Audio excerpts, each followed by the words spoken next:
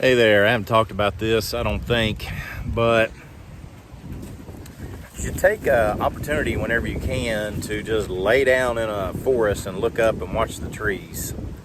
See what you notice. I'm going to turn this camera around, show you a couple things, and hopefully you find it helpful. So there's two things here that I want you to note. First off, notice these separate trees that are coming up and growing near one another, but they don't really intermingle up there in the crown of the tree.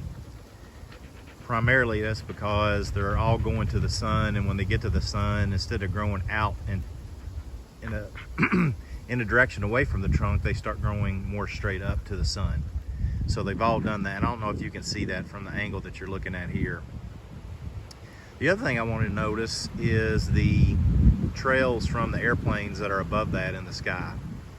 You'll notice the one that is on the going from the way you're looking at it, from basically an 8 o'clock position up to about a 1 o'clock position, that one has held fairly well together. The one that's going from, what is it, 9:30, 10 o'clock down to about 4 o'clock, even as I've started filming, is falling apart rather rapidly.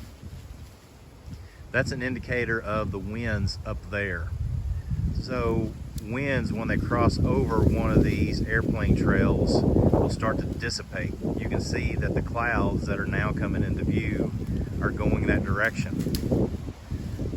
So what this tells us is the direction of the winds up there. The clouds are telling us that. When you're looking at the trails of the airplanes, you can see that as well. Now, what we need to do is take that in concert with what we have down here on the ground. If the winds are going the same direction as what we see above, then it's probably going to be some time before we get inclement weather. However, if the winds up there are going one direction and the winds down here are going a different direction, then that's where you get a clash of winds that causes storms. And so a storm is more likely to happen in short order. So this is one way you can do weather predicting, basically laying on the ground, looking up, taking an opportunity to look up into the sky and see what's happening. So I hope you found this useful. When I first laid down here, I looked up and there was a red-tailed hawk above me doing its thing.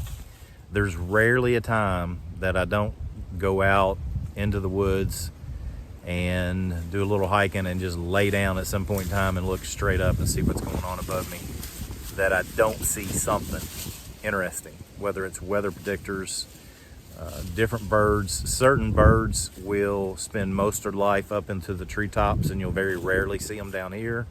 And so taking an opportunity to lay down and look up, or even when you're hiking, obviously, just look up and see what you can see. You'll see different critters up in the trees, up in the treetops, than you will down here on the ground. So take an opportunity sometime soon. Get out in the woods, lay down on the ground, and look up.